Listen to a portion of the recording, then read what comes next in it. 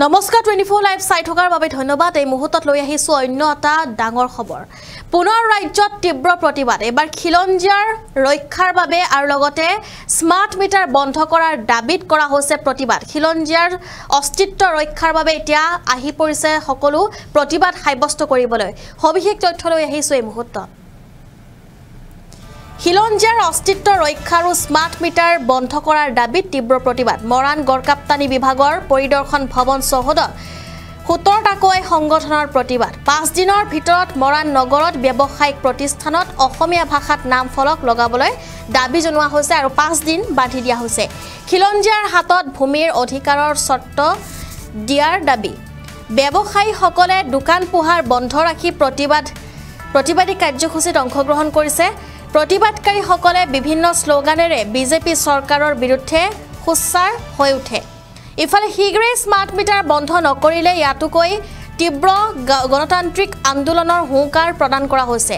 আমি জনাই আছো এই মুহূৰ্তৰ এটা ডাঙৰ খবৰ। ৰাজ্যত পুনৰ প্ৰতিবাদী কাৰ্যসূচী ৰূপায়ণ কৰা হৈছে আৰু পুনৰ এবাৰ খিলঞ্জীয়াৰ অস্তিত্ব ৰক্ষা আৰু স্মাৰ্ট মিটাৰ বন্ধ কৰাৰ দাবীত এই লোকসকল ওলাই আহিছে। খিলঞ্জীয়াৰ অস্তিত্ব ৰক্ষাৰ দাবীত আৰু স্মাৰ্ট মিটাৰ বন্ধ কৰাৰ দাবীত মৰাণত তীব্ৰ প্ৰতিবাদ। মৰাণ গড়কাপ্তানি বিভাগৰ পৰিদৰ্শন ভৱনৰ চৌহদত 17টাকৈ দল সংগঠনৰ উদ্যোগত অনুষ্ঠিত গণ সমাৱেশৰ পিছতে মৰাণ নগৰৰ মাজেৰে প্ৰতিবাদী সমদল ওলোৱা হৈছে। 5 দিনৰ ভিতৰত মৰাণ নগৰত ব্যৱসায়িক প্ৰতিষ্ঠানত অসমীয়া ভাষাত নাম ফলক লগাবলৈ দাবী দল সংগঠনসমূহৰ। খিলঞ্জীয়াৰ হাতত ভূমিৰ অধিকাৰৰ চৰ্ত দিয়াৰ দাবী। ব্যৱসায়ীসকলে দোকান পোহাৰ বন্ধ ৰাখি প্ৰতিবাদী কাৰ্যসূচীত অংশগ্ৰহণ কৰে। প্ৰতিবাদকাৰীসকলে বিভিন্ন শ্লোগানেৰে বিজেপি চৰকাৰৰ বিৰুদ্ধে সোচ্চাৰ হৈ উঠিছে। ইফালে শীঘ্ৰেই স্মাৰ্ট মিটাৰ বন্ধ নকৰিলে ইয়াতকৈ তীব্ৰ গণতান্ত্ৰিক আন্দোলন গঢ়ি তোলাৰ হুংকাৰ প্ৰদান কৰিছে দল সংগঠনসমূহে। প্ৰতিবাদকাৰীসকলে বিশাল সমদলেৰে আহি মৰাণ ৰাজ্য চক্ৰ বিষয়াৰ জৰিয়তে মুখ্যমন্ত্ৰীলৈ স্মাৰক পত্ৰও প্ৰেৰণ কৰিছে।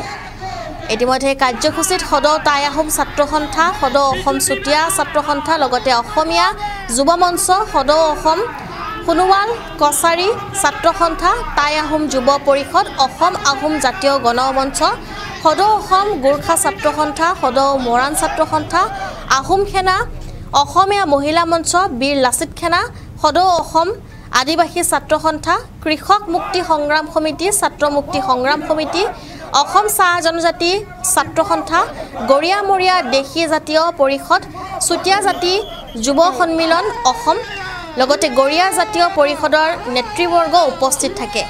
আৰু এনেদৰে 17টাকৈ দল সংগঠন ওলাই আহিছে প্ৰতিবাদৰ বাবে। দল সংগঠনে এনেদৰে এতিয়া তীব্ৰ প্ৰতিবাদ সাব্যস্ত কৰিছে মৰাণৰ ৰাজপথত। কিছু মন্তব্য আছে, সেয়া শুনাই ল'ব বিচাৰি।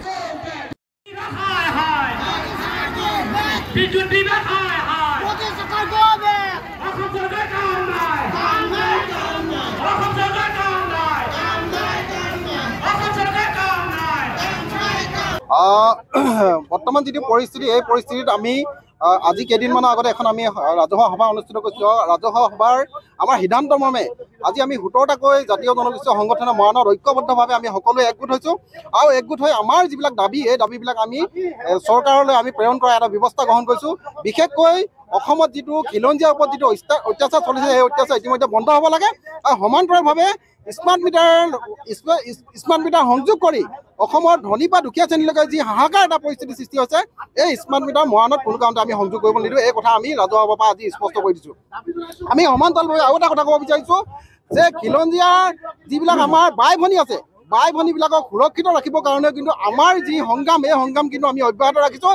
যিহেতু আমি যিসকল ঢিঙত যি কাণ্ড সংঘটিত হৈছিলে, ঢিঙত যি নাৰকীয় ঘটনা সংঘটিত হৈছিলে, ঢিঙৰ কাণ্ডৰ আমি সদৌ টাই আহোম জনতাৰ লগতে অসমৰ 30টা জাতীয় জনগোষ্ঠীয় সংগঠনে উজনি অসমৰ পৰা 7 দিনৰ ভিতৰত মিয়া ইতিমধ্যে ইয়াৰ পৰা যাবৰ বাবে আমি সকিয়নি প্ৰদান কৰিছিলোঁ আৰু আমাৰ এই সকিয়নি ইতিমধ্যে আমাৰ সময়সীমা উকলিবলৈ হৈছে।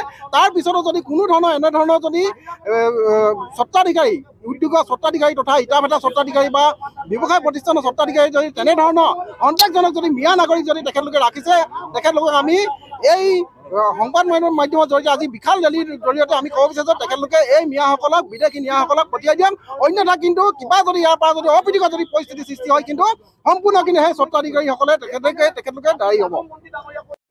মৰাণৰ 17টাকৈ জাতীয় জনগোষ্ঠীয় সংগঠনৰ উদ্যোগত আজি আমি বিশাল গণসমাৱেশৰ কাৰ্যসূচী ৰূপায়ণ কৰিছোঁ আৰু এই কাৰ্যসূচীৰ জৰিয়তে অসমৰ মুখ্যমন্ত্ৰী ডক্টৰ হিমন্ত বিশ্ব শৰ্মা ডাঙৰীয়াক আমি বিশেষকৈ সকীয়াই দিব বিচাৰিছোঁ যে আমাৰ তেখেতে আমি শেহতীয়াকৈ লক্ষ্য কৰিছোঁ যে শিৱসাগৰ কাণ্ড আৰু ধিং কাণ্ডৰ এই কাণ্ডকেইটাক লৈ তেখেতে হিন্দু মুছলিমৰ নামত যি হস্তীয় ৰাজনীতি কৰিবৰ কাৰণে প্ৰচেষ্টা চলাইছে, এই কাৰ্যক আমি ধিক্কাৰ জনাইছোঁ, গৰিহণা জনাইছোঁ।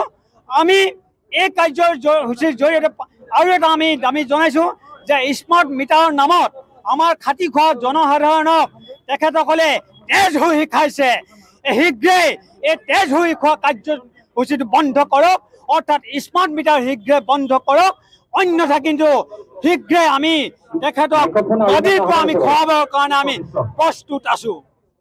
17টাকৈ জাতীয় জনগোষ্ঠী সংগঠনৰ আহ্বানত মৰাণবাসী ৰাইজৰ সহযোগত কাৰ্যসূচী ৰূপায়ণ কৰিছোঁ। বিশেষকৈ আমাৰ এই কাৰ্যসূচী ৰূপায়ণ কৰা মূলতে হ'ল খিলঞ্জীয়া অস্তিত্ব আৰু স্মাৰ্ট মিটাৰ।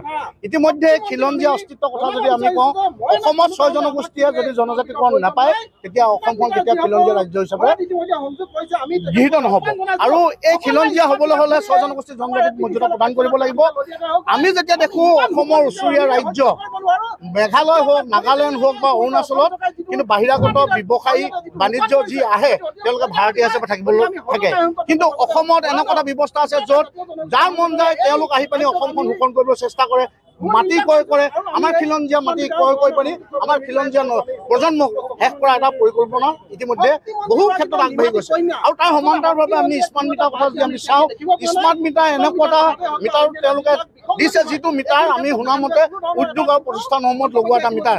এই স্মাৰ্ট মিটাৰ জনসাধাৰণৰ মাজত ঘৰত গৈ জোৰ জবচ লগাই পানি বিল এনেদৰে তেওঁলোকে পৰিশোধ কৰিছে, যি ব্যক্তিসকলৰ ঘৰত এজন হাজিৰা কৰা মানুহ থাকিলে 300 বা 200 টকা পায়, কিন্তু তেনে ঘৰত 3000-4000 টকা স্মাৰ্ট মিটাৰ বিল আহিছে। সেইসকল ব্যক্তিয়ে কি আত্মহত্যা কৰিব নেকি? আমি দাবী উত্থাপন কৰিছোঁ আজি প্ৰতিবাদী কাৰ্যসূচীৰ পৰা অনতিপলমে এই স্মাৰ্ট মিটাৰ ব্যৱস্থা বন্ধ কৰক। আৰু তাৰ সমান্তৰালভাৱে আৰু এটা কথা মই চিন্তা বিচাৰিছোঁ, ভাৰত চৰকাৰ প্ৰধানমন্ত্ৰী নৰেন্দ্ৰ মোদীৰ ৰাজ্যত কিন্তু স্মাৰ্ট মিটাৰ বন্ধ কৰি দিয়া হৈছে। তেওঁ উপলব্ধি কৰিছে স্মাৰ্ট মিটাৰে ৰাইজক যিদৰে বিল পৰিশোধ কৰিছে, এই ক্ষেত্ৰত তেওঁ কিন্তু গুৰুত্বপূৰ্ণ ভূমিকা পালন কৰিছে। এনে ক্ষেত্ৰত অসমৰ মুখ্যমন্ত্ৰী ডাঙৰীয়াই হেঁচা প্ৰয়োগ কৰি হ'লেও জনসাধাৰণক এই স্মাৰ্ট মিটাৰৰ ব্যৱস্থা কৰিছে। শেষ বিন্দু 13 টকালৈকে আমাৰ এই আন্দোলন অব্যাহত থাকিব। যিদিনালৈকে এই স্মাৰ্ট মিটাৰ বন্ধ নহয় কিন্তু এই আন্দোলন আৰু তীব্ৰত হৈ উঠিব। আৰু এটা কথা, আমি যোৱাবাৰ যিখন সভা অনুষ্ঠিত হৈছিলে তাত আমি মৰাণৰ ব্যৱসায় প্ৰতিষ্ঠানসমূহত অসমীয়া ফলক লগোৱাটো বাধ্যতামূলক কৰিছিলোঁ। এতিয়া আমি দেখিছোঁ বহুতে এই অসমীয়া ফলকখন লগোৱা নাই।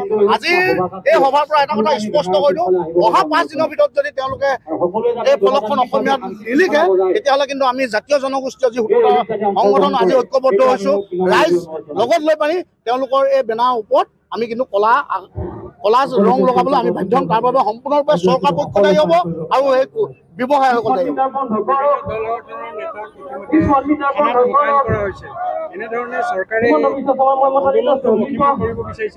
চৰকাৰৰ এইটো প্ৰথম পদক্ষেপ নহয়। আমি দেখোঁ যেতিয়া গণতান্ত্ৰিকভাৱে অসমৰ সমস্যা হয় আমি আন্দোলন কৰিব যাওঁ, বলপূৰ্বকভাৱে বনচান কৰাৰ ব্যৱস্থা হয়। আমি এই বনচানলৈ প্ৰেম নকৰোঁ, স্পষ্ট কথা। 1 বিন্দু 13 টকালৈকে আমি আন্দোলন কৰিম, গণতান্ত্ৰিক আন্দোলন কৰিম, তাত আমাক